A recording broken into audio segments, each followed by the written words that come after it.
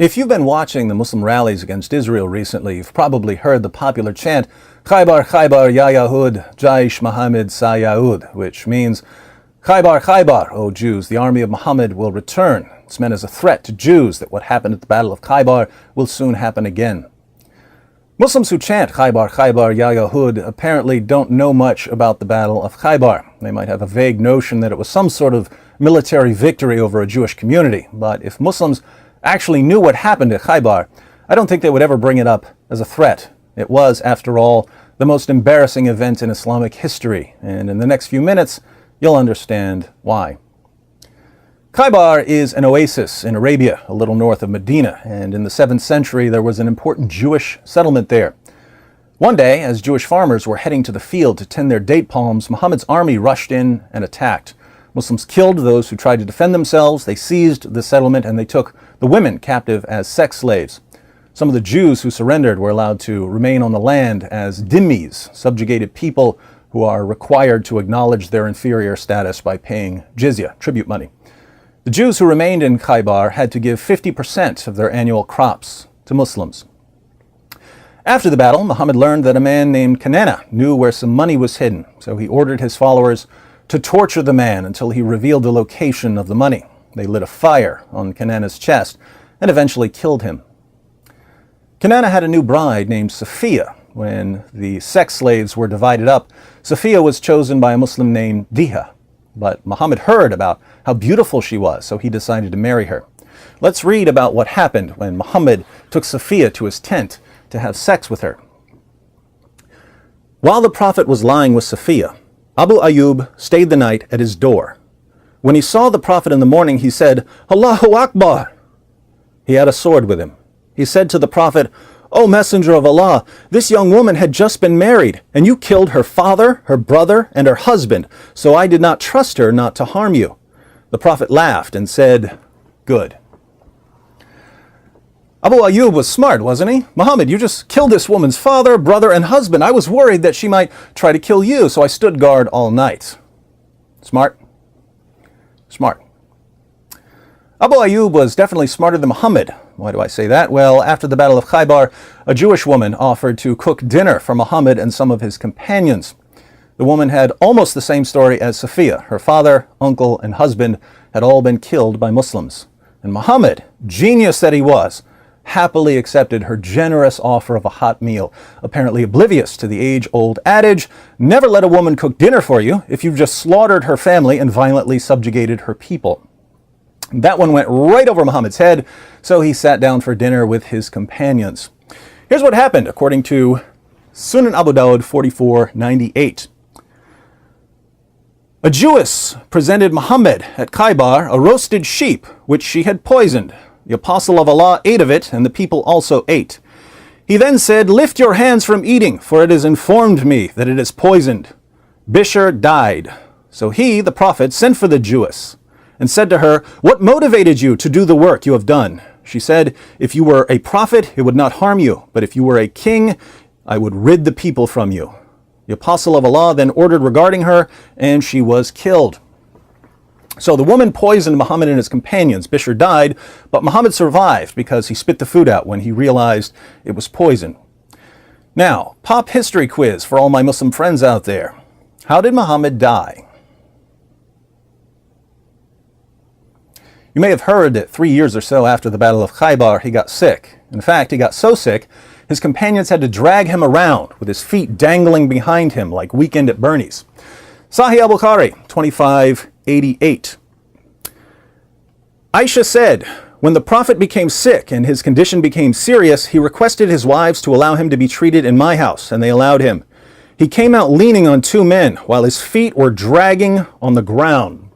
Muhammad was in such agony that Aisha could say years later that she had never seen anyone experience that much pain. Sunan ibn Majah, 1622. Aisha said, I never saw anyone suffer more pain than the Messenger of Allah. So, what was the sickness? Pneumonia? Cancer? Bird flu? What was it?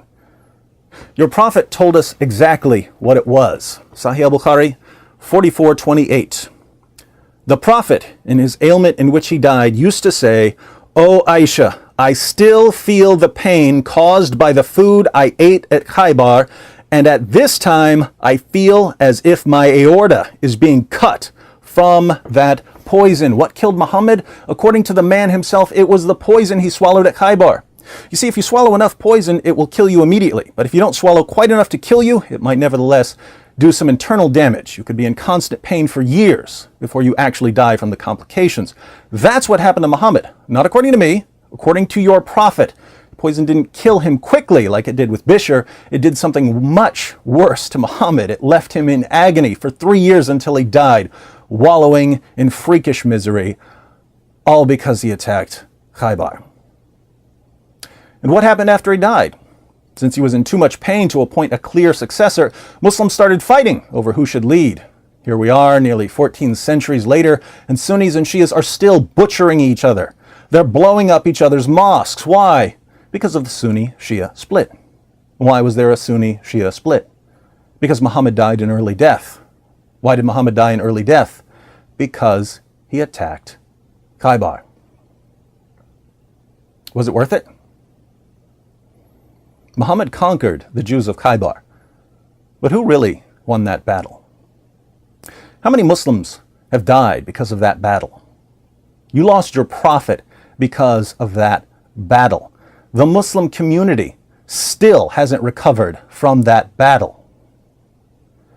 I'm bringing this up because, my Muslim friends, when you say Khaybar, Khaybar, ya Yahud, you're saying something much more important than you realize. Jesus, whom you regard as a prophet, said, "He who lives by the sword will die by the sword." If violence is your only way of dealing with your frustrations, that doesn't just affect the people you're attacking, it affects you and your family and your community as well, because people are eventually going to respond with violence. Groups like Hamas know this. They want the violent response. They hide behind Muslim children in order to get the Muslim children killed. And for what purpose? Social media campaign against Israel? A Muslim child's life to Hamas is less valuable than a tweet. Absolutely sickening. But most of you Muslims out there are better than that. You're better than Hamas. I'll be honest, you're better than your prophet, much better than your prophet. You may believe that you have to condemn Jews just because Muhammad did, but you don't. God gave you the ability to think, my friends. Instead of mindlessly imitating your prophet, you can learn from what happened to him. When Muhammad moved to Medina, the people of Mecca were happy that he was gone. Muhammad could have lived the rest of his life in peace. Instead, he chose to attack the Meccan caravans. He chose to live by the sword. And this eventually led to war. The wars never stopped for him after that, and they haven't stopped since. Your prophet's most enduring legacy is death. 14 centuries of Muslim killing Kafir, Kafir killing Muslim, Muslim killing Muslim. Muhammad is a wonderful example for all of us, not of how to live, but of how not to live. He's the anti-prophet. I invite all of you Muslims out there not to follow him down the path of violence and to leave Israel alone so that children in Gaza and the West Bank can grow up knowing that they are more than shields for terrorists. But for those of you who want to continue the cycle of bloodshed, for those of you who won't be satisfied until Israel is reduced to a pile of rubble, all I can say is, remember Khaybar. Your prophet himself couldn't escape the consequences of his killings. Khaybar, Khaybar, ya Muslimin. Halak Muhammad da yaqeen.